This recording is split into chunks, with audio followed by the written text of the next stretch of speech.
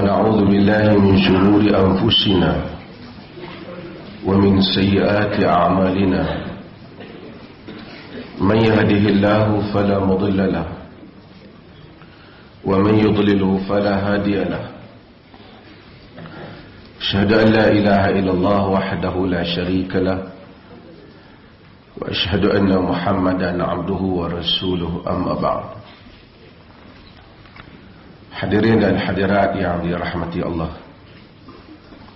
alhamdulillah kita sambung semula kuliah kita. Ini kuliah yang pertama selepas raya. Walaupun saya tahu tuan-tuan sibuk, sebahagiannya terlibat dengan perasmian bahagian.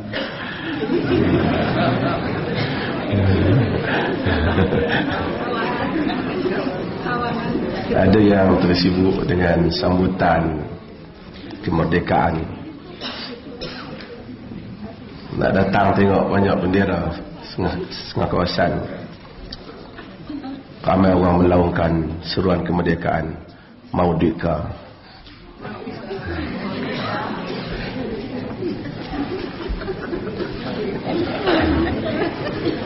Merdeka sila. Keliru. وعن أبي موسى الأشعري رضي الله عنه أنه توضأ في بيته ثم خرج. Ada? Jumpa? Kalau mau tak mengaji memang kita kena baca satu-satu, kemudian kita akan terjemah dan syarah terus. Masuk. Dewan ni dia kecil sikit. Kalau kita ada duit di rumah banyak, insyaAllah kita buat dewan yang lebih besar.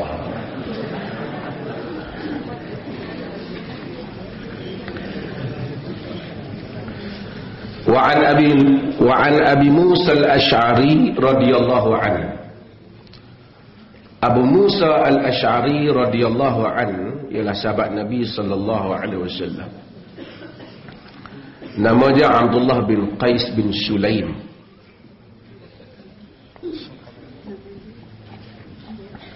Abdullah bin Qais. Dia terlibat, dia orang yang lama dengan Nabi sallallahu alaihi wasallam. Daripada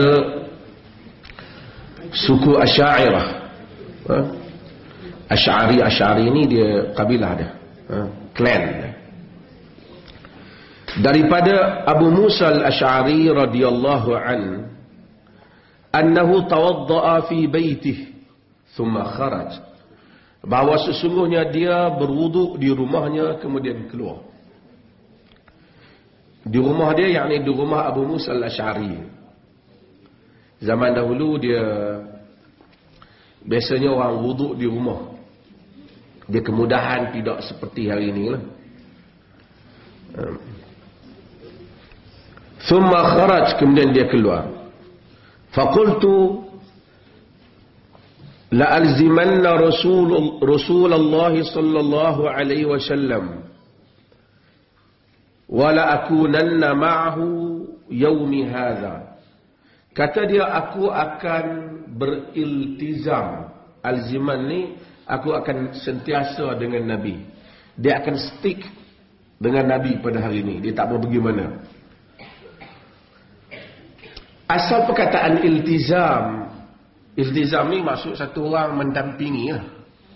Sebab itu para ulama, di kalangan para ulama mensyaratkan, seperti ulama-ulama usul, mereka mensyaratkan sahabat itu kena tul mulazamah. Dia panggil tulul mulazamah. Hendaklah panjang tempoh pergaulan bersama Nabi, daripada iltizam lah. Jadi walaupun ahlu hadis secara keseluruhannya menyatakan sahabat itu cukuplah dengan siapa yang jumpa Nabi sallallahu alaihi wasallam dan beriman. Tetapi mulazamah itu mempunyai nilai yang tersendiri. Tak sama dengan orang yang berjumpa dengan satu orang guru dengan orang yang bergaul ataupun beriltizam ataupun mendampingi guru berkenaan. Jadi kibarus sahabah, Pembesar sahabat ini kelebihan mereka kerana mereka ni lama mendampingi Nabi. Bukan sekadar datang dan kemudian balik. Mereka yang datang jumpa Nabi kemudian balik, mereka juga sahabat. Dari segi ta'rifnya sahabat. Kerana man laqiyan nabiyya sallallahu alaihi wasallam wa amana bihi wa mata 'ala al-iman. Siapa yang jumpa Nabi sallallahu alaihi wasallam beriman dengannya dan mati di atas iman, maka dia sahabat. Maka tapi tak sama antara Abu Bakar As-Siddiq dengan sahabat yang hanya jumpa Nabi semasa Hajjatul Wada' umpamanya. Tutup dulu. Tukar rintun yang baru. Tak sama dengan sahabat yang mana mereka itu sekadar sekali tengok. Dia tak semesti tengok Nabi ni. Jumpa cukup dah. Pasal ada sahabat yang jumpa tak tengok. Seperti Abdullah ibnu Ummi Maktum yang buta. Dia sahabat Nabi. Dia tak pernah tengok Nabi. Sebab tu syarat nak jadi sahabat ni bukan kena tengok. Kena jumpa.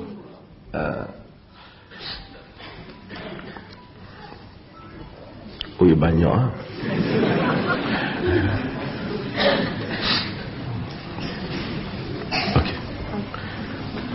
Kata Abu Musa, dia nak beriltizam, maksudnya dia nak mendampingi Nabi sallallahu alaihi wasallam.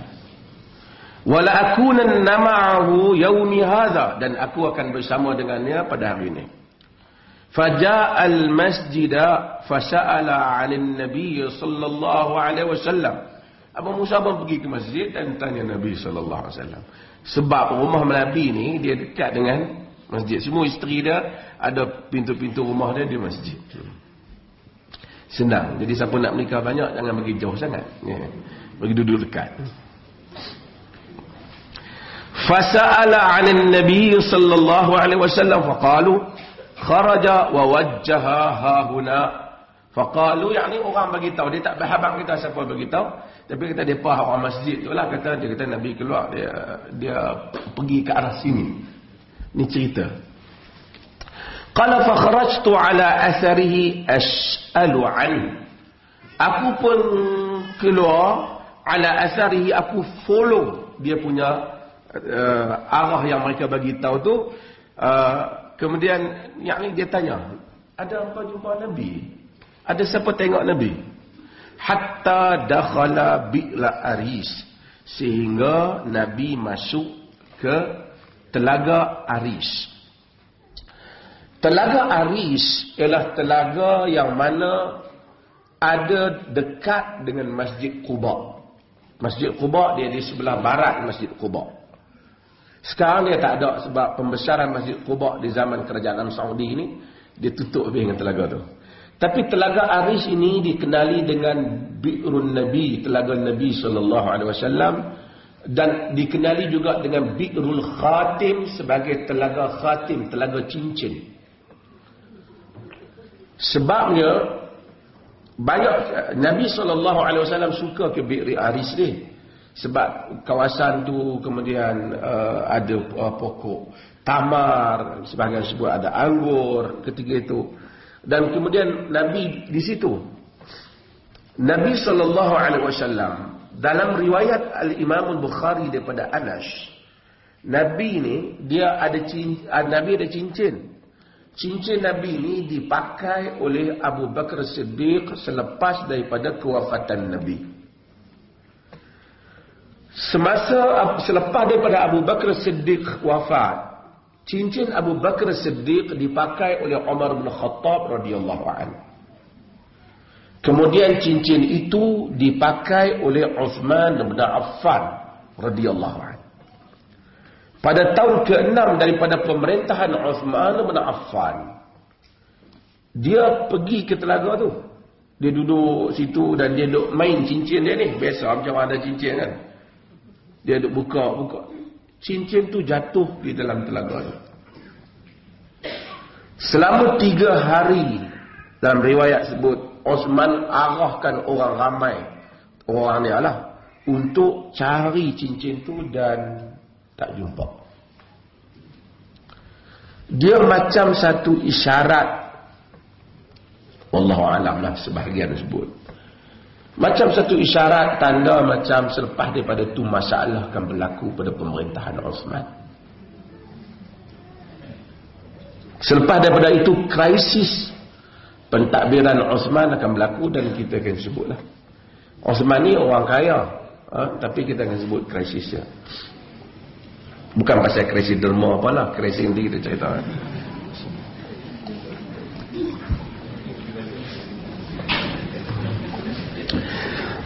Okey. Fajalastu 'inda al-babi wa babuhu min jarid hatta qada Rasulullah sallallahu alaihi wasallam hajatahu wa tawadda. Dia kata, aku duduk di tepi pintu dan pintunya daripada jarid. Jarid ni daripada pelepah apa? Lepas tamat. Jadi dulu situ, dulu dia apa? Dia pasal Bi'rul Aris ni dia duduk dalam haid, dia duduk dalam kebun dan dia ada pagar. Pagar kebun tu dan pintu tu biasa pintu kebun tu dia buat daripada pelepah. Jadi Abu Musa al-Asy'ari dia duduk di pintu tu, dia tunggu Nabi SAW sehingga Nabi mengqada hajat dia, kemudian Nabi berwudu. Faqumtu ilaihi fa idza huwa qad jalasa ala bi'ri aris. Aku pun pergi kepada Nabi SAW, aku dapati Nabi duduk di atas bi'ril aris. Di atas telaga aris ni. Aris ni, telaga, duduk dalam telaga ni bukan duduk dalam telaga lah, bahasa Arab lah kan. Dia duduk di tepi telaga tu. Dan tepi telaga tu dia macam ada satu binaan kot, berdasarkan bunyi-bunyi hadis tu, dia tinggi sikit, dia mungkin orang letak bata ke batu ke ketika itu, maka Nabi duduk hak bahagian tinggi tu. Jadi Nabi SAW duduk dan kaki Nabi SAW Nabi hulurkan, berjuntai lah orang kata, ke dalam telaga tu. Jadi Nabi SAW duduk di dalam telaga tu. Perkataan Aris ini sendiri, sebelum saya duduk, perkataan Aris ni sebahagian orang kata dia nama Yahudi dan seumpama. Tapi Allah Ta'ala alam, saya rasa Aris ini ialah maksudnya fallah. Aris ini maksudnya adalah petani. Fa'alaika bi'ithmil arisiyin. Arisiyin ni aris. Nabi, bila Nabi tulis aris ni maksud fallahin. Petani lah. Mungkin itu maksud dia, wallahu a'lam. Okey. Fatawassata quffaha. Nabi duduk di tengah, di antara binaan tu, dia duduk di tengah. Terjemahan dia tulis apa? Saya tak ada, saya pakai hak ni. Tuan-tuan kadang-kadang tengok saya terjemah ni bahasa saya. Tuan-tuan tengok itu bahasa Indonesia. Tak apalah, lebih kurang lah. Dia terjemah apa? Fatawassata quffah tu dia kata apa? Nabi berada di tengah. Fatawassat ni dia duduk di tengah-tengah. Bukan quffah ni bahagian bibir, tebing yang tinggi tu. Tebing tu ada tebing yang tinggi tu, Nabi duduk atas tebing tu. Dia tulis apa? Bibir sumur. Oh, puitis. Okey. Wa kashafa an saqayhi wa dallahuma fil bir. Nabi singkap betisnya. Dia punya syam. Dia ni Nabi singkap betis dia dan Nabi hulurkan dia, uncovered. Nabi, orang nampaklah betis Nabi, kan? Dalam riwayat yang lain, Nabi kadang-kadang duduk dalam rumah dia, dia tersingkap betis dia. Kadang-kadang singgah ada rawi keliru.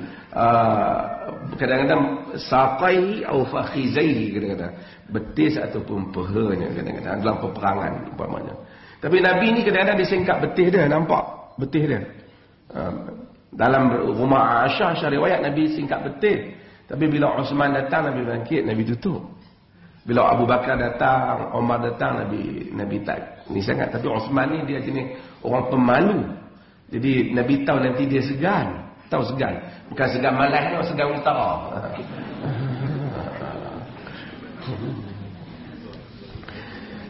Okey.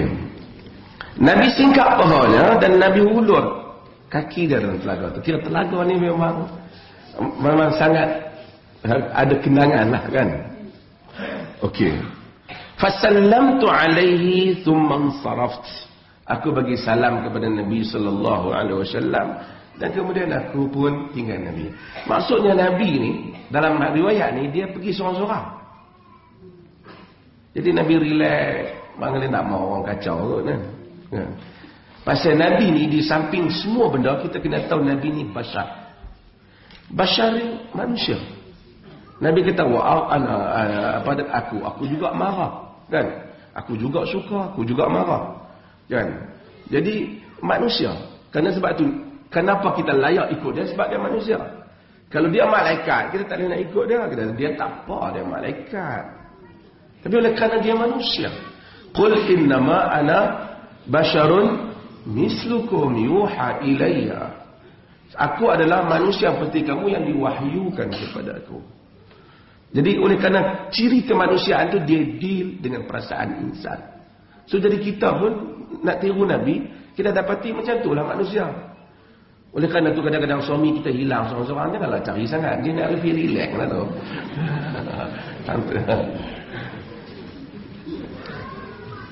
Dia duduk seorang-seorang. Kita jangan salah sangka. Tapi mungkin dia pergi main WhatsApp.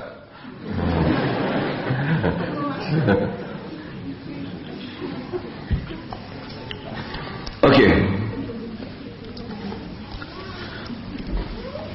Fajalastu 'indal bab faqultu la akunanna bawwab Rasulillah sallallahu alaihi wasallam al-yawm. Aku pun duduk di sisi pintu. Pintu hak tadilah. Pintu nak masuk haid tu. Haid ni bustan. Pintu yang nak masuk ke kebun tadi. Kemudian dia kata la akunanna bawwab Rasulillah sallallahu alaihi wasallam. Aku nak jadi penjaga pintu. Aku nak jadi apa? Doorkeeper Nabi sallallahu alaihi wasallam. Duduk jaga pintu Nabi. Tak ada siapa suruh Nabi, tak suruh dia pun. Tapi dia saja nak khidmat kat Nabi. Oh, kita manis kehidupan sahabat ni. Dia follow Nabi hari ni pikir ikut Nabi. Pergi, dia tak lebih kacau. Rasulullah duduk seorang-seorang, duduk pergi tanya banyak masalah. Ini peluang orang tak ada aku tanya Nabi seorang-seorang. Biar Nabi nak duduk seorang-seorang. Kalau dia nak suruh orang tanya, dia duduk di masjid. Jadi dia pergi duduk di telaga tu, dia nak relax lah tu. Jadi Abu Musa faham keadaan Nabi SAW. Jadi tak apalah, Nabi duduk di dalam, dia duduk kat luar, jaga pintu Nabi SAW. Faja'a Abu Bakr radhiyallahu anhu fadafa'al bab. Abu Bakar pun datang dan Abu Bakar tolak pintu.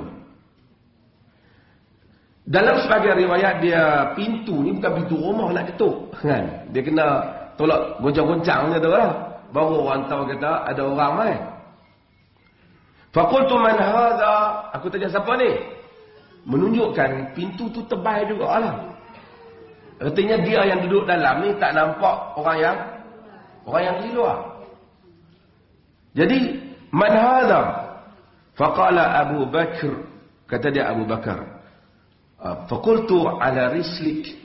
Nanti dulu. Dia kata kat Abu Bakar. Abu Bakar ni dekat dengan Nabi je. Bukan dekat ni, Pak Mentor ni. Bukan saya dekat, Pak Mentor lagi, sahabat lagi. Berhijrah 2 lagi. Tapi nanti dulu. Dia kata. Pasal dia jaga pintu Nabi SAW. Thumma zahabtu faqul ya Rasulullah. Hadha Abu Bakrin yasta'zin. Wahai Rasulullah, ada Abu Bakar minta izin. Dia tak pandai-pandai kata. Abu Bakar, masuk Nabi duduk dalam. Ini adab. Pasal dia dah jaga Nabi. Nabi mungkin tak suka jumpa orang. Pasal Aisyah radhiyallahu anha, dalam riwayat yang lain, dia kata Nabi SAW satu hari masa dia sakit, Nabi duduk termenung. Aisyah tanya, nak panggil Abu Bakar ke? Nabi kata tak mau. Nak panggil Umar ke? Nabi diam. Nak panggil Osman ke? Nabi kata panggil Osman. Bila panggil Osman, Nabi duduk lama dengan Osman. Nabi cerita tu benda. Sehingga Osman akhirnya dia kata Nabi telah bagi tahu akan satu bala akan timpa aku. Wa ana sa'irun ilaih, aku akan kena benda tu. Jadi artinya kita kena tanya orang tu walaupun dia rapat. Kena tanya tu mungkin hari itu dia tak mau jumpa. Dan ini kemanusiaan. Isteri kita pun sama. Kita tengok satu hari dia diam, biar dia diam tu. Mungkin dia mau tak pelok orang dia kan. Ada benda yang dia fikir, takkan semua benda dia fikir nak kena beritahu kita. Suami pun macam tu jugalah. Biasanya orang isteri senang. Dia semua cakap. Dia beritahu. Orang lelaki ni dia diam. Dia tak mau beritahu kita tu bagus ya. Dia tak mau beban kepala kita. Tapi dia simpan. Dalam kepala kita ni banyak benda yang kita simpan. Tengok jenis lelaki ya. Lelaki takut cicak lipas tak dia lah.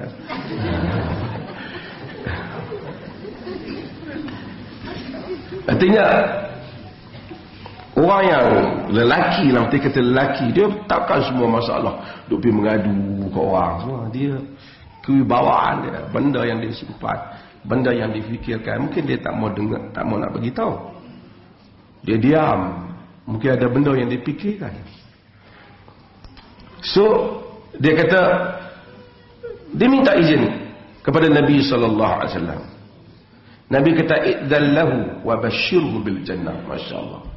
Nabi kata izinkan dia dan bagi glad tiding kepada dia, bagi khabar gembira kepada dia dengan syurga. Patut Nabi habaq tu Nabi tak habaq, Nabi suruh siapa habaq? Abu Musa al-Asy'ari.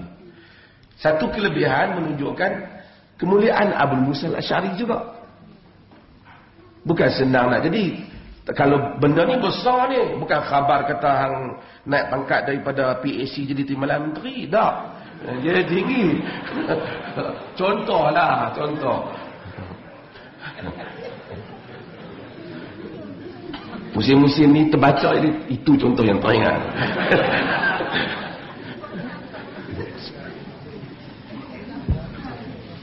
Ini khabar yang besar. Khabarnya ialah syurga, dapat syurga. Bukan dapat sebarang jawatan. Syurga ni tak boleh dia beli lah. Setakat ada 2.6 bilion, bukan harga syurga lagi.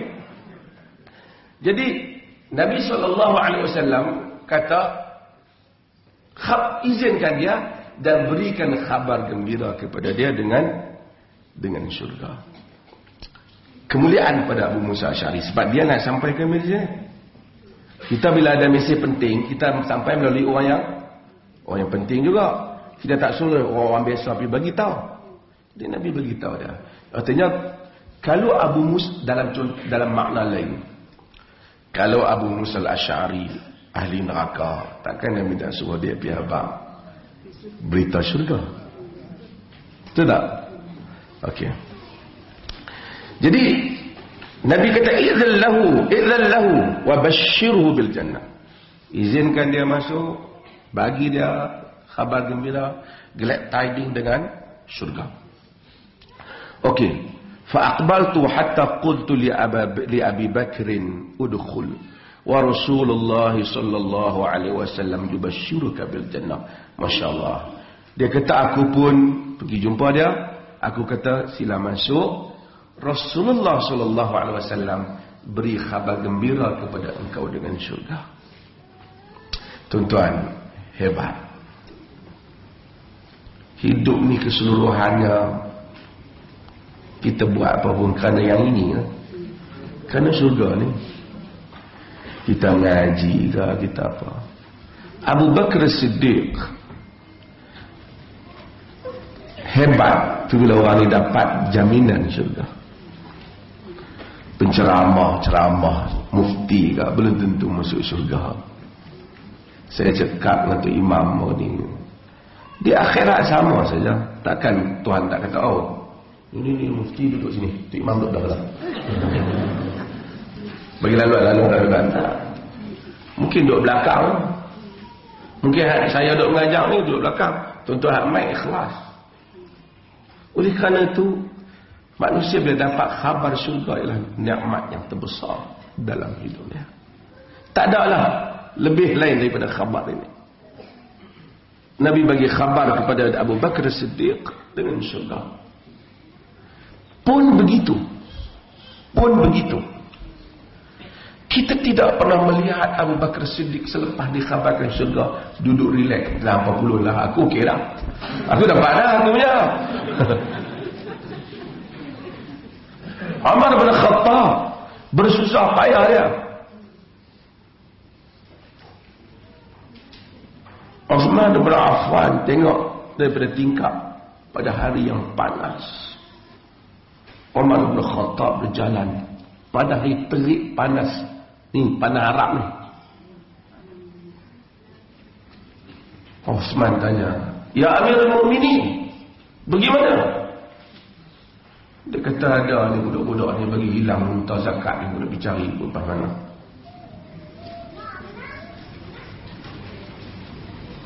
Kata Uthman, "Kau telah menjadikan orang selepasmu susah." Maksud nak dapatkan kualiti tu. Selepas pada ini kita akan tengok hadis ni, Umar pun masuk juga. Nabi khabar syurga juga. Tapi dia tak kata, "Apa habis carilah, boleh dapat pahala masuk syurga." Aku dapat dah. Sahabat tak pernah. Tidak pernah stop, berhenti mereka daripada memburu kelebihan di sisi Allah. Nabi bagi khabar gembira kepada dia dengan syurga sebab Nabi telah dapat wahyu daripada Allah, dan Nabi Allah bagi tahu apa yang mereka ini akan lakukan. Saya bila tengok sampul tu lalu, saya takut tuan-tuan fikir, duit ni semua nak bagi kat mufti Duit tu semua penganjur dia orang bayar semua ni. Kan? Dia tak masuk ke dalam akaun peribadi gitu.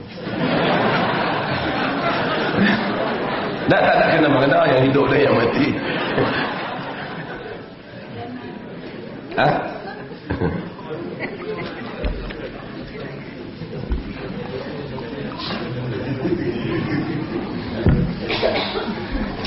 Okey.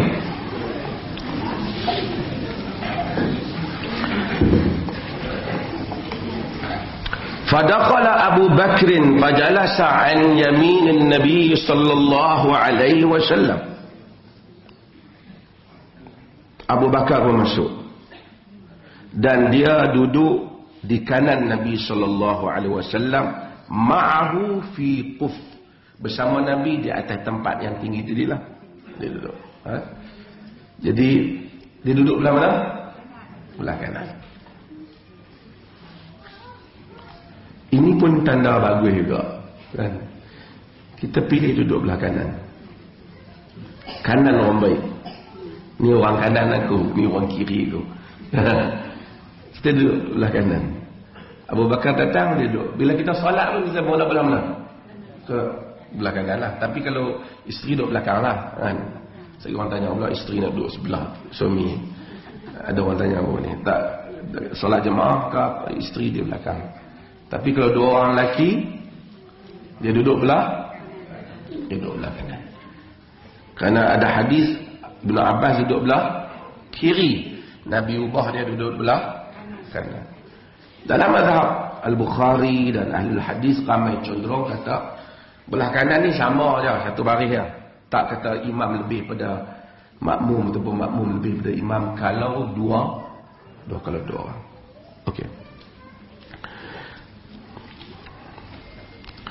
Fadakhala Abu Bakar fajalasa an yamin Nabi sallallahu alaihi wasallam ma'ahu fil quf wa dalla rijlaihi fil bi' kama sana'a Rasulullah sallallahu alaihi wasallam wa kashafa an saqaihi.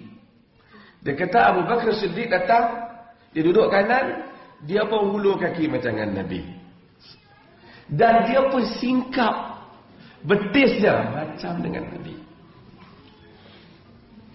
Jadi lagipun air kan dalam tu kan. Jadi dia duduk tepi, dia sebarang kali dia orang bersembang dengan Nabi. Banyaklah hubungan sahabat baik Abu Bakar ni dengan Nabi. Dan kemudian hubungan pak mentua dengan Nabi sallallahu alaihi wasallam. Dia duduk tepi Nabi sallallahu alaihi wasallam. Summa raja'tu wa jalastu. Kemudian aku pun patah balik ke pintu tadi dan aku duduk. Saya nak sebut lagi tadi satu lagi. Artinya,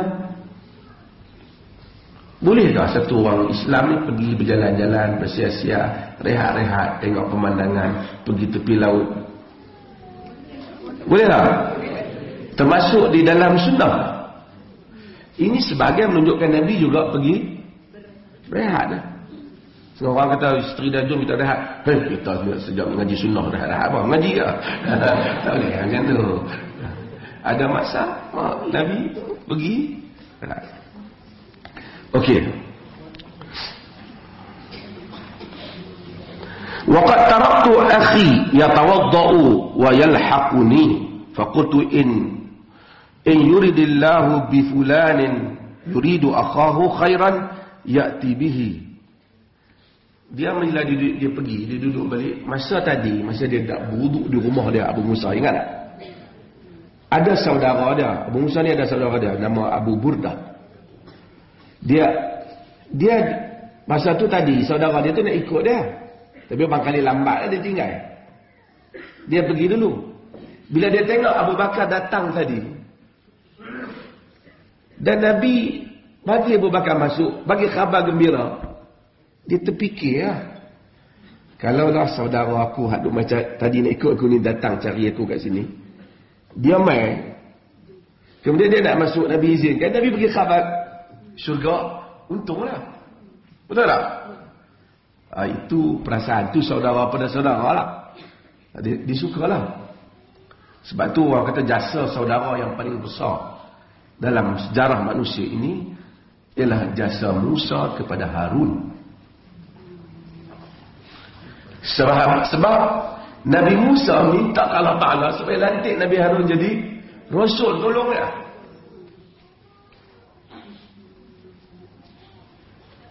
Jadi kalau kita nak minta lantikan ni macam tu lah. Lantikan yang memberi manfaat, yang kedudukan yang mulia.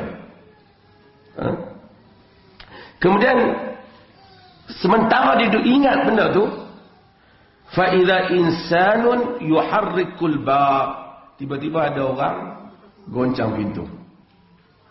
Dia ingat, mai dah abang aku dengan adik aku ni kan.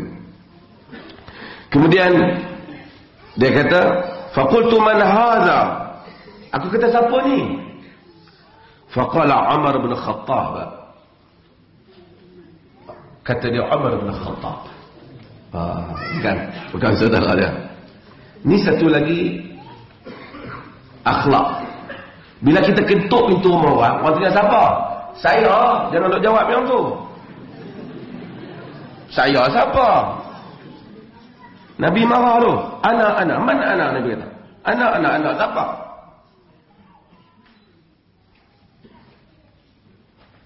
Kalau suami kita tak tahulah kot kan. Abang lah. Abang hak mana satu lah. Tak. So, isteri jarang silap. Abang-abang Nabi ni selalu silap. Tapi kita pergi rumah orang, kita jangan kata saya.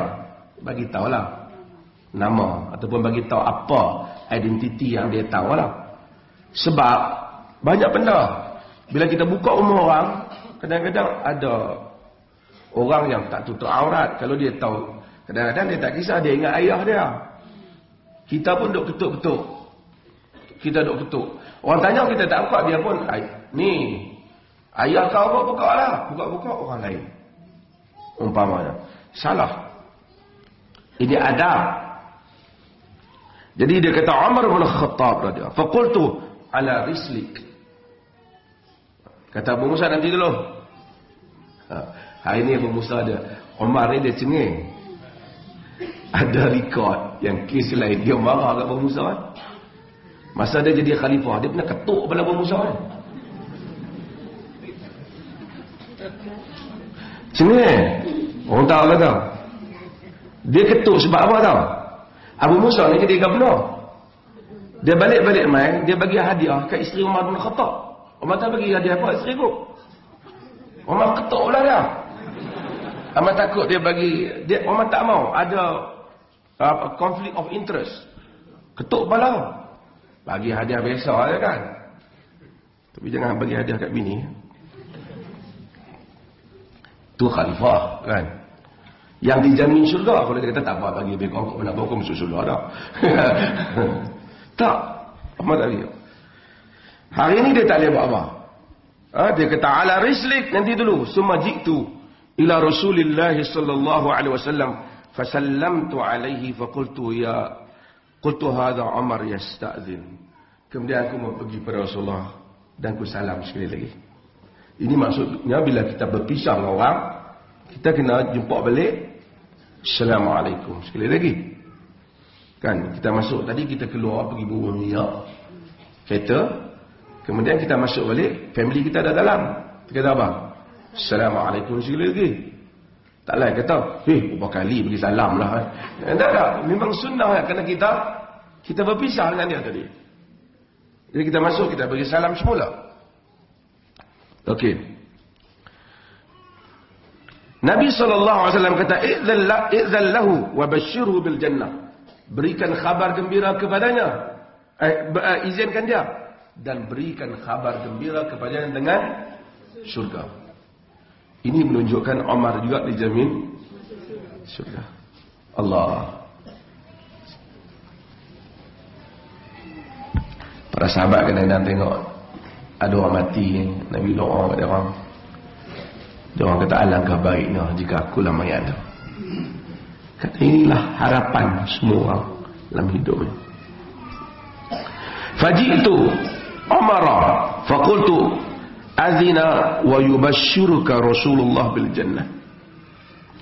Aku pun datang pada Umar, aku kata ni diizin, Rasulullah izin dan Rasulullah berikan khabar gembira kepada engkau dengan syurga. Fadakhala fajalasa ma'a Rasulillah fil quffi an yasari. Dia pun masuk, dia duduk dengan Nabi, tapi dia duduk di quf tu tadilah, bahagian tinggi tu dia duduk sebelah kiri. Pasal apa dia duduk sebelah kiri? Dia nak pergi dekat dengan Nabi lah.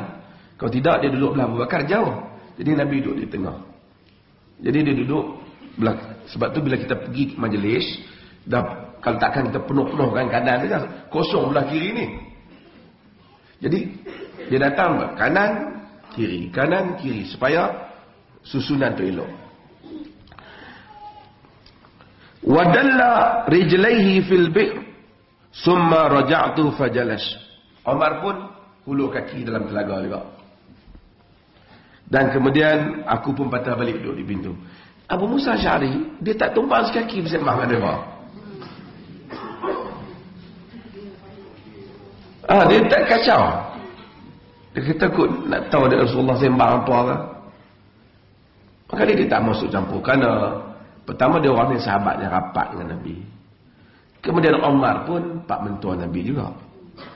Dia pak mentua. Anaknya siapa? Anaknya Hafsah. Jadi tuan-tuan ni, mana ustaz-ustaz ada ni, bagilah jadi pak mentua dia pun. Ada kat sini mana? Mana Ustaz Ki, Ustaz Razak belakang. Okey.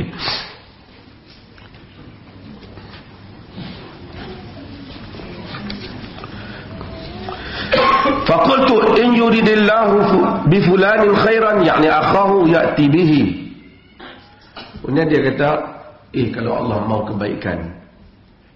Mau kebaikan ni bukan Allah tak mau kebaikan. Mau ni kalau Allah intend. Kalau Allah maksudnya nak, Allah tu nak kebaikan. Tapi secara spesifik pada orang ni, dia kata maka Allah akan bawa dia. Maksudnya siapa? Saudara dia tadilah. Dia duduk fikir atas, Umar. Kut ni saudara aku macam cari aku sikit kot. Dia masih duduk ingat kata apa? Kau saudara dia. Faja'a insanun faharaqal bab. Tiba-tiba datang satu orang goncang pintu. Faqultu man hadha? Dia ingat apa? Saudara dia, tapi faqala Uthman bin Affan. Kata Abu Musa, wa ni jawab Uthman bin Affan. Faqultu ala rislik. Aku kata nanti dulu. Faji'tu an-nabiy sallallahu alaihi wasallam fa akhbartu. Faji'tu an-nabiy sallallahu alaihi wasallam fa akhbartu. Aku pun datang kepada Nabi dan aku bagi tahu Nabi. Faqala idzan lahu wa basyirhu bil jannah ma'a balwa tusibuh. Oh, yang ini Nabi tambah sikit. Nabi kata izinkan dia masuk, beri khabar kepada dia dengan syurga bersama dengan bala, tribulation yang akan menimpa dia. Hak orang lain tu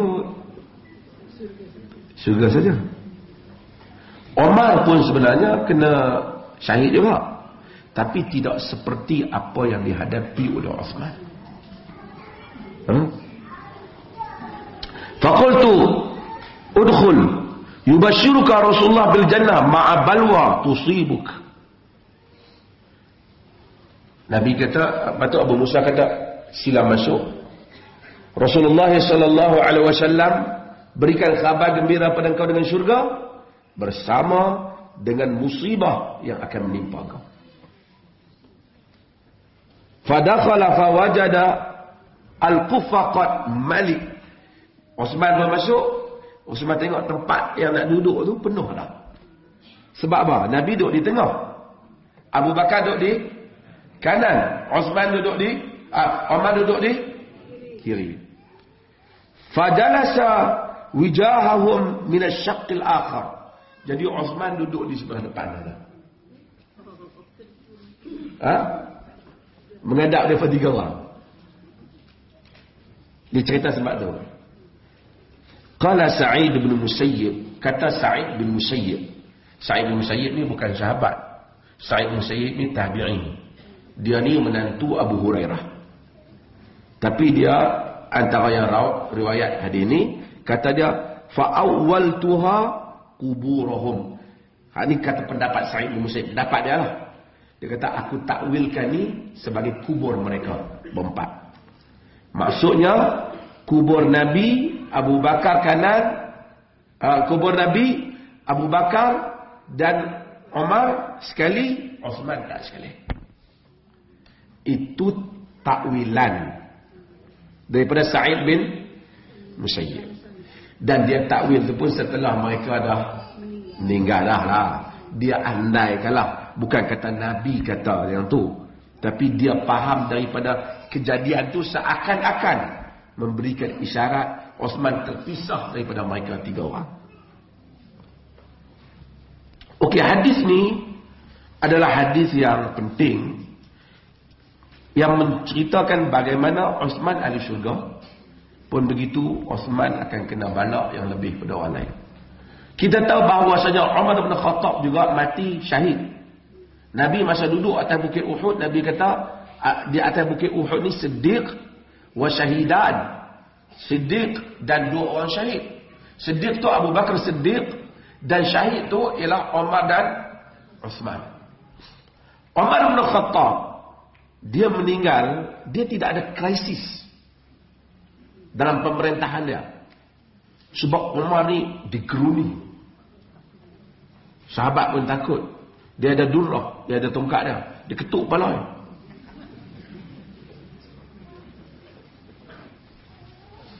Ada orang kata, kita sekarang kalau nak tengok, kena tengok macam mana sikap para sahabat dengan Umar.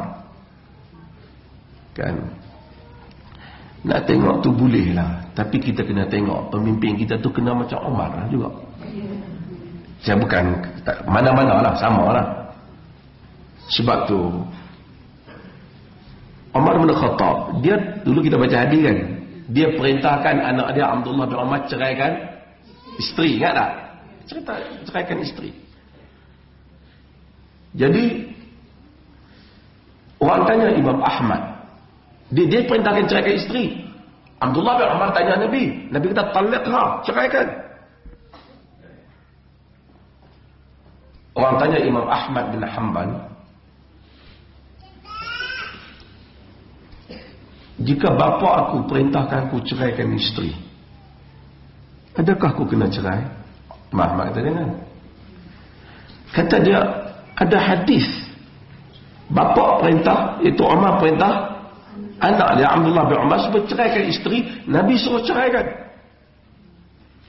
Kata Imam Ahmad, in kana abuka misla Umar, kalau pak hang tu macam Umar, cerailah. Macam itulah juga Saya bukanlah nak belah pun siapa-siapa. Tengok Khalid Al-Walid, apabila Umar pecat dia taat. Sebab yang pecat tu siapa? Umar. Jadi kita kalau nak berdalil pun ampuh sikit-sikit sajalah.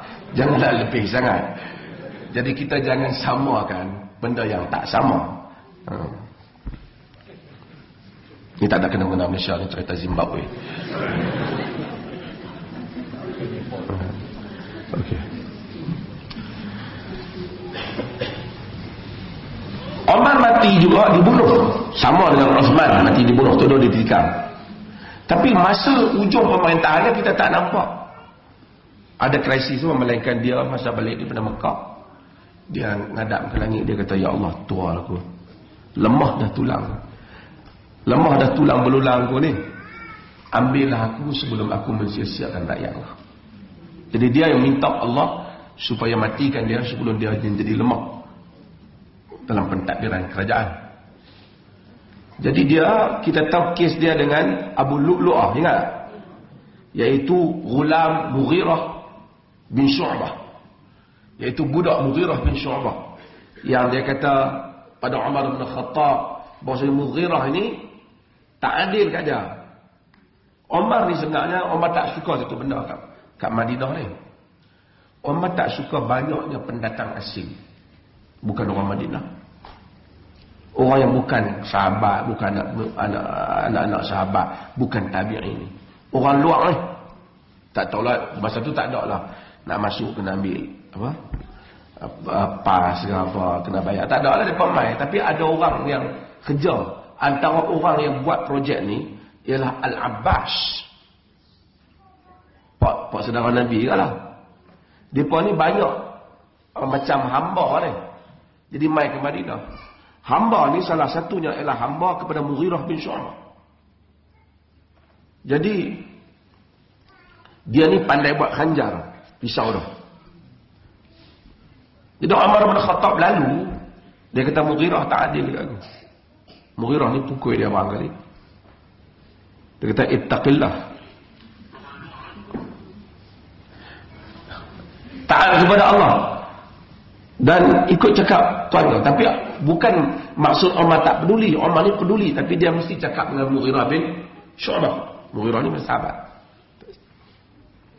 tapi dia rasa tak adil. Dia rasa wasi'a adluhu likulli ahadin illa ana. Keadilan dia melingkupi semua orang kecuali aku.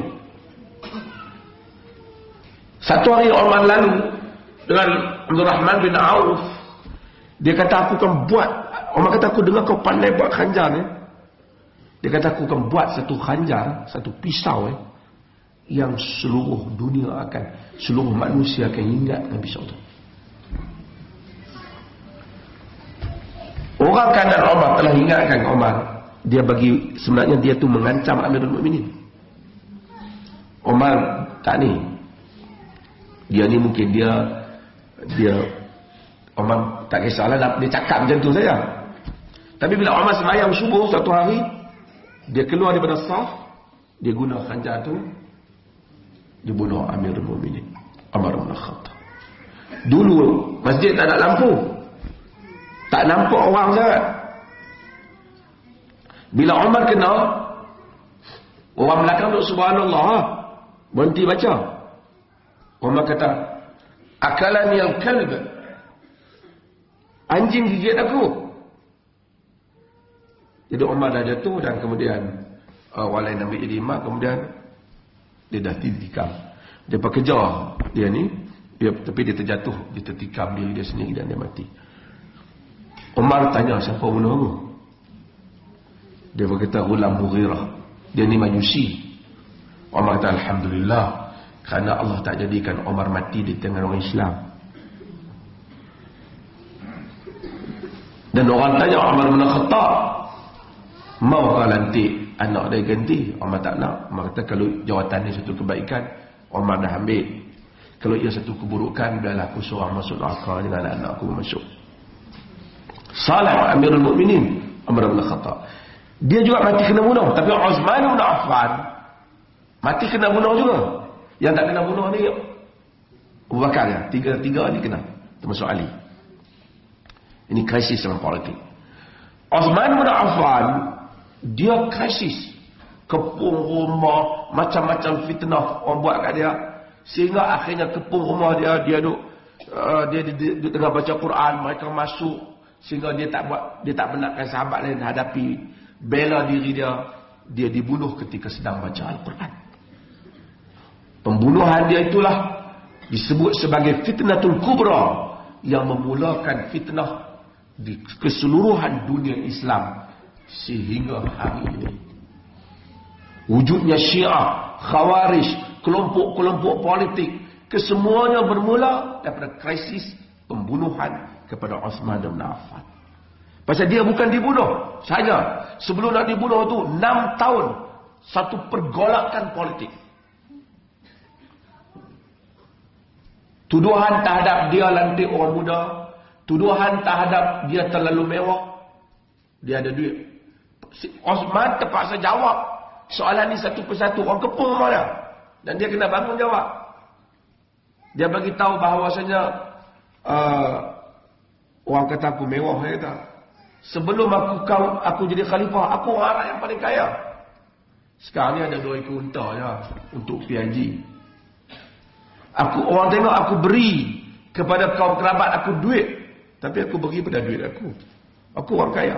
Ni kaya asal. Jadi krisis ini sehingga beberapa negeri yang lain telah bangkit dan membunuh Uthman bin Affan. Dan mereka bukan di kalangan sahabat. Dan ini yang Nabi SAW maksudkan dengan bala yang akan menimpa Uthman bin Affan radhiyallahu anhu. Terlebih kita baca zakat dulu, nanti insya-Allah kita jawab soalan. Panjang ni hadis.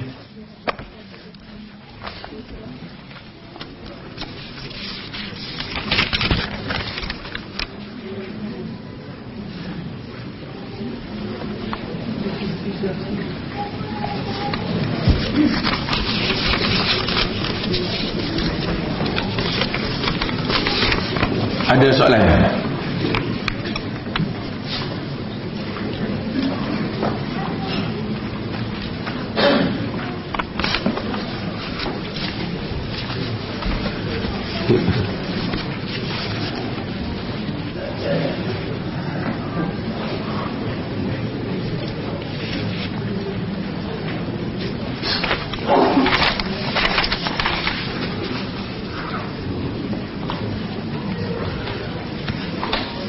Apakah pembunuhan Umar terdapat konspirasi 3 orang, Abu Lu'lu'ah, Hurmuzan dan Junaifah?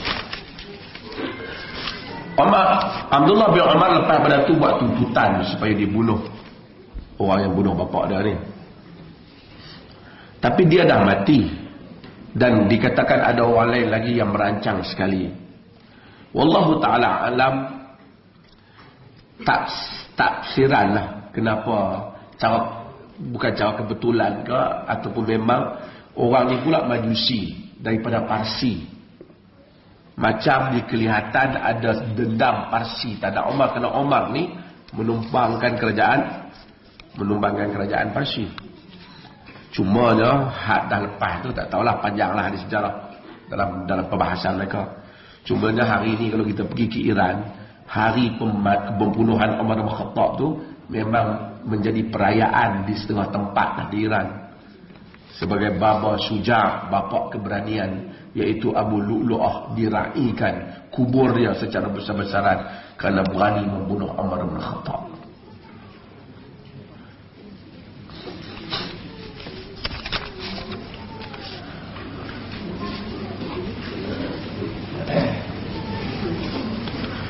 Bolehkah berkaitan majlis haul imam-imam tertentu semakin berkembang di Malaysia? Tuan-tuan, macam ni,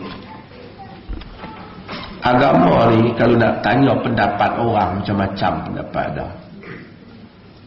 Setakat kita tengok serban tu Imam Syiah besar lagi. Tapi agama ni berdasarkan kepada dalil. Haul antara imam-imam tu, Habib ke Habab ke, nak dibandingkan dengan Abu Bakar dan Omar hak dapat jaminan syurga tadi, siapa lebih besar? Ada orang duk buat sahabat, duk buat haul kematian dia, sehingga kita nak pergi buat. Semua ni minta maaf lah, kalau tak semua pun boleh kata kebanyakan, ada interest di sebalik itu. Reka gambar kasut Nabi ke apa, lepas tu dia jual kasut. Kasut Nabi bertatak emas, sedangkan kita tahu Nabi emas tak pakai. Lepas tu buat desain kasut Nabi, habaq kalau pakai kasut ni apa yang diminta syafaat kepada Nabi dapat. Mari dalil mana? Lepas tu kalau orang bantai tak setuju, yang ni terkeluar daripada ahli sunnah, depa pergi ambil jenama tu. Ini semua manusia ada kepentingan yang mana biasanya akan jadi mangsa ni orang awam. There is no shortcut to enter Jannah. Tak ada shortcut nak masuk syurga ni. Pakai kasut masuk syurga, letak selendang masuk syurga, tak ada lah agama. Orang seperti Umar bin Khattab, apa akhirnya? Jamin syurga tu. Saya selalu buat contoh Abu Ayyub Al-Ansari, yang rumah dia Nabi pergi jadi tetamu, mati tu, kubur tu dekat nak sampai Turki tu. Bilal jamin syurga, takkan muadzin Nabi masuk neraka. Bila Nabi wafat, berjuang sampai ke Syria, berjuang dengan tentera. Tiba-tiba agama ni orang jadi hilang, jadi macam satu khayalan. Berdiri ini, bergoyang badan, so kita rasa ada syurga ke ni? Am hasibtum an tadkhulul jannah walamma ya'tikum mathalul ladzina min qablikum massatuhumul ba'sa wad-dharra wa zulzilu hatta yaqula ar-rasul wal ladzina amanu ma'ahu mata nasrullah ala inna nasrullahi qarib. Adakah kamu sangka kamu boleh masuk syurga sedangkan belum datang kepadamu ujian yang pernah mengenai orang-orang yang sebelum daripada kamu? Massatuhumul ba'sa wad-dharra, mengenai mereka kesusahan dan kemudaratan. Wazulzilu, sampai bergoncang mereka. Hatta yaqula ar-rasul walladzina amanu ma'ahu mata nasrullah, sehingga rasul dan orang beriman bersamanya menyatakan, bila pertolongan Allah? Ala inna nasrullahi qarib, ketahuilah pertolongan Allah itu dekat. Sebab tu lagi mana kita duk dakwah, orang beritahu ni orang hentam ni, orang kata, sehingga kita rasa susah nak dakwah. Kita tahu itu jalan Rasul. Tapi kalau setakat Rasul panggil orang mai atas padang,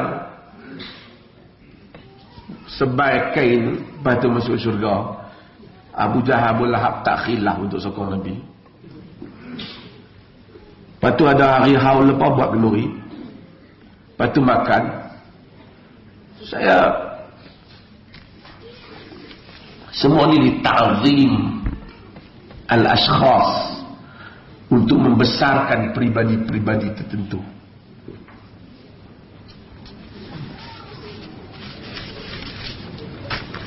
Ini nama pula.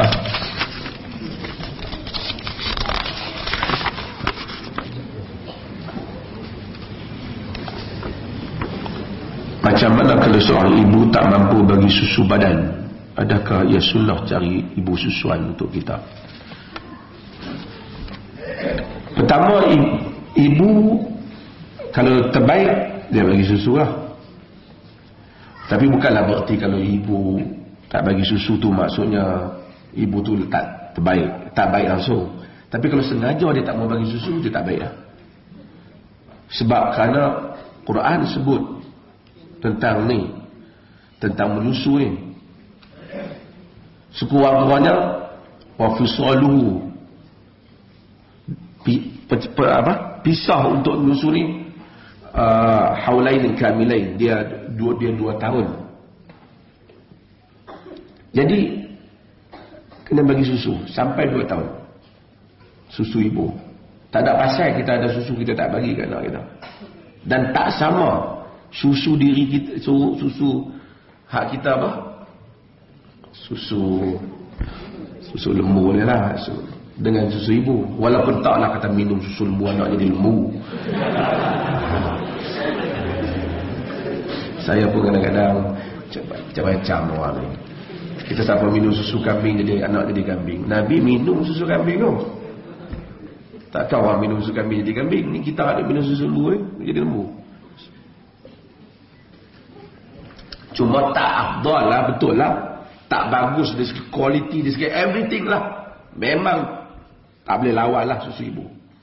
Cuma zaman dulu, bila mereka tak ada susu,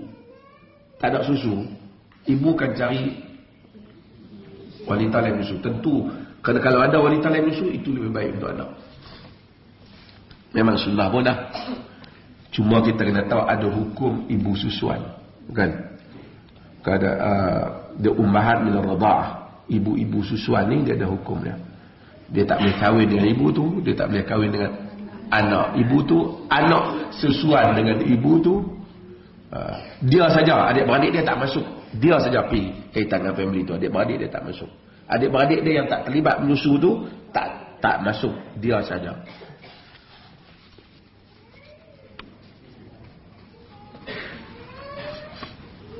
Macam mana nak pastikan hubungan terjaga antara anak-anak susuan kalau orang tu lebih daripada seorang anak susuan dia pun.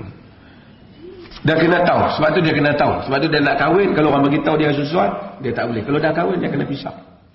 Susuan ni maksud sebelum daripada 2 tahun lah. Kalau yang menyusu yang tua-tua tu, dia tak termasuk. Tak boleh dia kata lah, abang dah jadi anak susuan, you pula tak termasuk. Ada orang tanya tu. Dan ada orang tanya Syekhul Islam Ibn Taimiyah rahimahullah. Tak haram dan tak termasuk dah. Fik.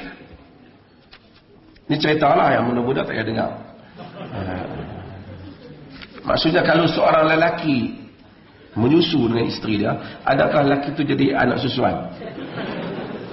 Jadi tak? Dia tak jadi.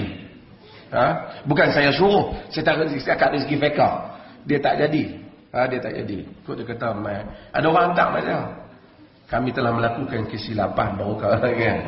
Saya baru lahir anak, suami saya. Macam mana nak selesaikan masalah ni? Suami saya telah jadi anak susuan saya.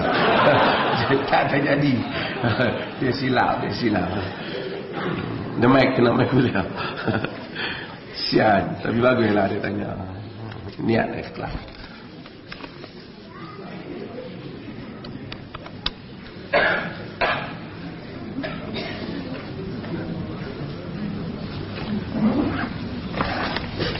Mana saya jawab, saya tak jawab.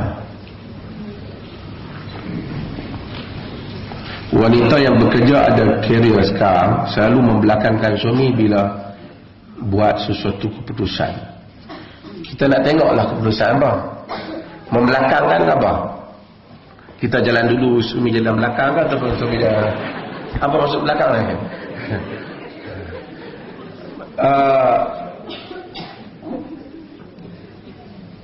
Ada benda yang wanita ni bila dia kahwin, dia bukan semua identiti dia dilute, dia tak jadi dia lah. Dia jadi dia lah. Cumanya ada benda yang mesti keputusannya qawwam. Ar-rijalu qawwamun 'ala an-nisa. Laki itu menguruskan nisa dalam pentadbiran rumah tangga. Kalau wanita tu kerja, duit gaji wanita tu hak siapa?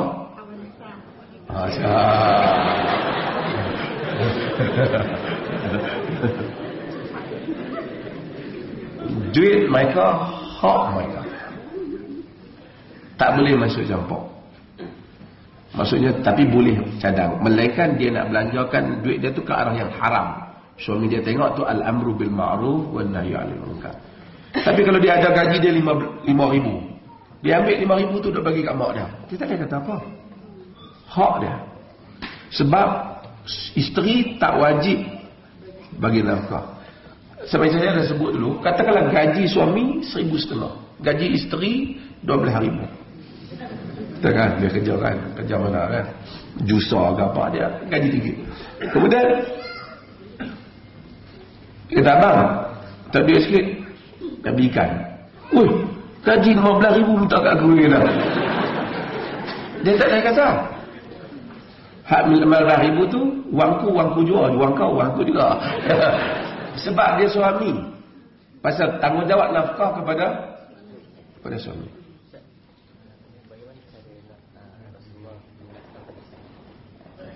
Okey. Nafkah sama ada suami menyediakan makanan. Nafkah. Ataupun zaman Nabi ni dia tak ada perbelanjaan wang. Sebab dia barter trade dan jarang ada, kadang-kadang ada dirham lah. Ada riwayat dia bagi ke Aisyah dan seumpamanya. Aisyah beli itu dan ada riwayat Aisyah beli benda tertentu. Tapi menunjukkan bahawasanya suami bagi, isteri boleh beli. Ataupun suami buat balik benda tu. Yang penting ada qut yaumihi, ada makanan hari berkenaan. Yang hari itu saya dah sebut. Apa yang suami kena buat ialah dia kena sediakan tempat tinggal, pakaian, dan dia kena sediakan makanan yang dimakan oleh penduduk negeri berkenaan sesuai dengan keadaan isteri dah lah. Nanti kalau ada nasi, lauk, makan, dia telah sedia. Tapi saya telah sebut dulu tentang ihsan, ingatlah. Innallaha ya'muru bil adli wal ihsan. Allah suruh adil. Kalau bagi makan semua tak adil. Tapi Allah juga suruh ihsan. Macam kalau suami isteri kata, abang, hari ni teringin nak makan pizza lah bang.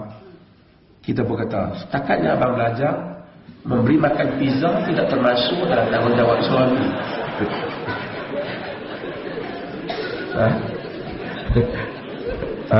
Boleh tak? Walaupun tak termasuk, tetapi ia termasuk dalam ihsan. Memang kalau dia tak bagi pun taklah termasuk macam dosa, tetapi tidak ihsan. Sedangkan Allah suruh ihsan.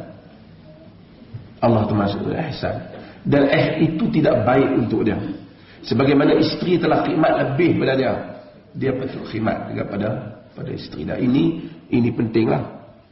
Para fuqaha bincang, kalau isteri ni sakit ni termasuklah suami kena bayar ke tak? Ini khilaf. Contoh,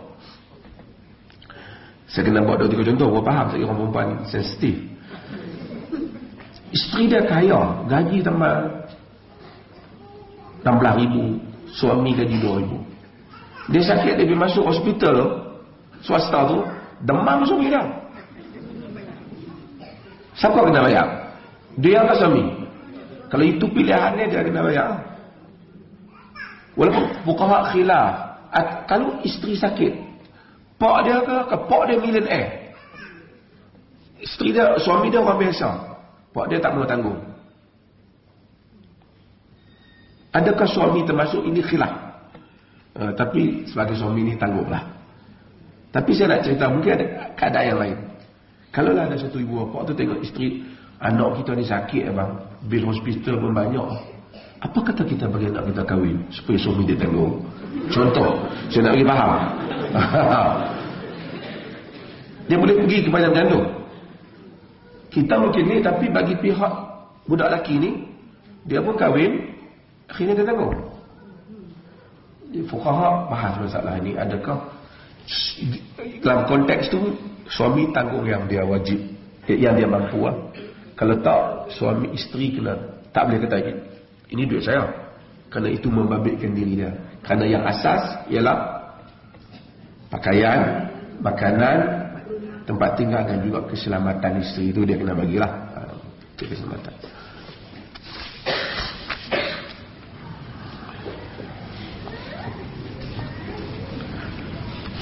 Kalau suami tak bagi isteri pergi kerja, boleh tak? Dia kata anak kita ni baru lahir, saya mau dia menyusu, saya nak kerja. Boleh tak suami kita tak boleh kerja? Ada kuasa suami?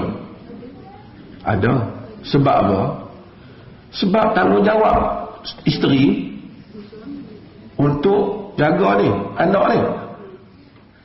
Dan kemudian bila dia balik, dia nak kena ada isteri di rumah dah.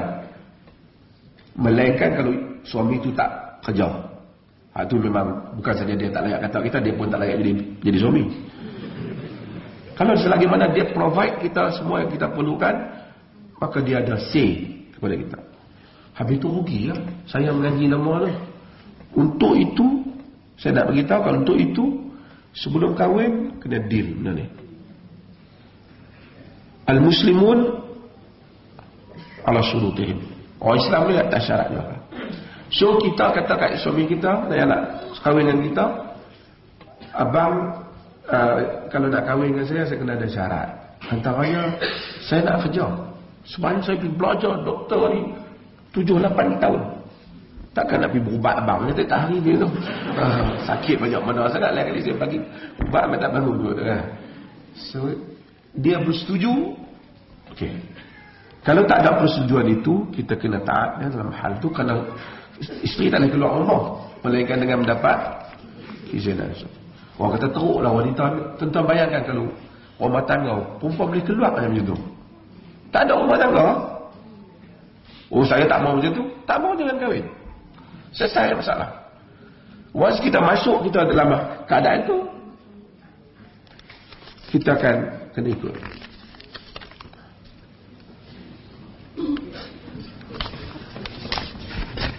Betul, boleh satu soalan? Tuan-tuan lebih uluri ya? Ini banyak sebagian soalan ni saya hak ulang. Ha?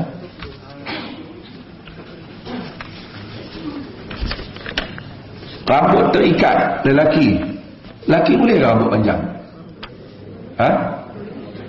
Boleh dengan syarat sahabat sebahagian rambut sampai ke bau. Tapi hendaklah kemas. Kemas. Dalam Islam ni simple lah. Dia tak mau kita buat, kita ikatkan kita apa yang nampak kita tu pelik pada orang.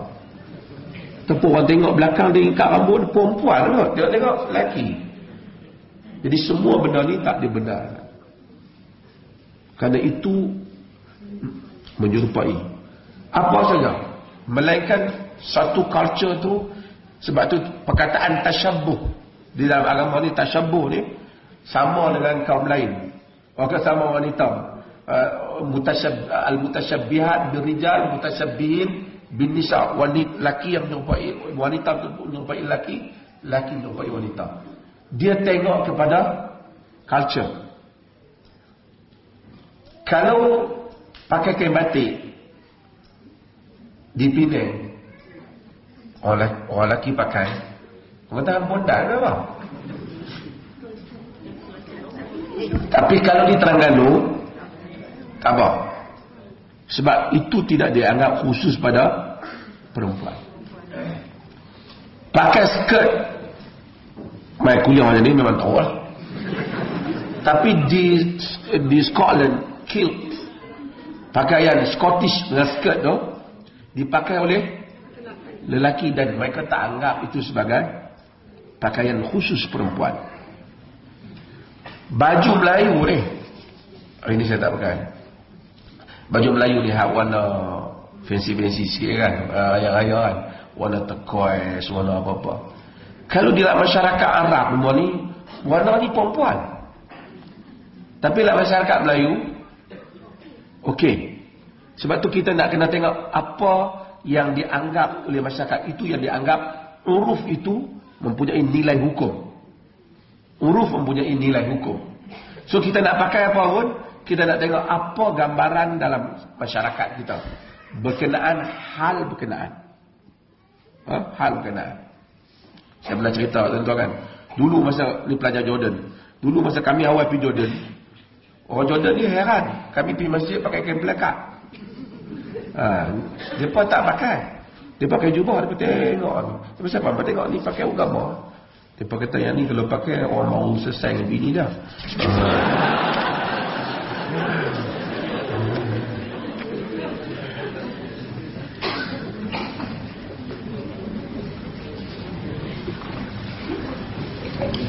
Okey, perkataan kepada pemerintah. Ini bukan cakap pemerintah Malaysia ni, umum. Saya tuan-tuan ni pula. Sekali saja mufti kena tukar pejabat lain kacau. Okey. Dia ada beberapa kategori. Last Satu, kita nasihat orang. Kita nak nasihat satu orang. Kita bila nak nasihat satu orang, kita tak payah berdiri. Datuk Anafiah, saya nak nasihat Datuk Anafiah sikit Tak salah. Nak nasihat, abang dia lah. Bukan kita nak malukan dia. Kan kita nak nasihat. So itu nasihat. Nasihat ni kita bagi direct kepada dia. Perkataan nasah, dia bermaksud kita nak benda yang baik lah. Kata nasah tu'asala, yang maksud safaituhu. Kata tapih madu. Itu nasihat. Satu lagi, kita bukan nasihat dia. Kita cegah kemungkaran dia. Contoh. Ini beza. Nasihat, kena abang kat dia. Kita nak nasihat tu imam. Saya nak nasihat tu imam sikit, kena bacaan tu imam ni lemah. Ikut kan? Tak boleh kena panggil tu imam. Tu imam ni bacaan tak kena mana tadi. Habak kata imam tu lah. Tak payah nak berdiri depan habak kat makmum sekali. Malulah tu imam. Tapi kalau saya nak cegah mungkar macam lain. Satu orang jual barang, tipu orang ramai. Tuan-tuan, ini beras yang saya jual ni ialah beras grade A, paling bagus sekali semua.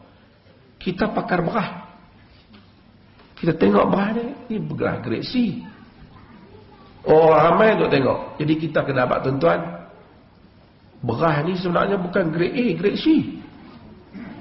Pasal dia zalim apa?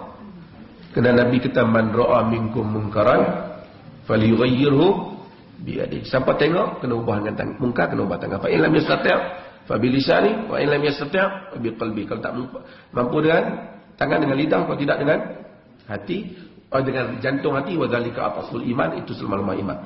Al-Imam An-Nawawi rahimahullah kata, macam saya selalu sebut, kata sehingga satu orang yang tengok orang lain nak tipu dalam perniagaan, dia kena abang. Bukan kerana kita nasihat dia, kita nak cegah kemungkaran dia daripada kena pada orang lain. Nasihat itu sebahagian daripada cegah kemungkaran. Tapi cegah kemungkaran itu bukan semuanya mesti nasihat pada dia, tapi menghalang, kerana kita tak boleh tengok ada orang dia zalimi. Jadi kalau kita nak nasihat pemerintah, kita pergi habaq kat dia elok. Pergi habaq kat pemerintah. Assalamualaikum. Yang Muhammad habaq kat dia.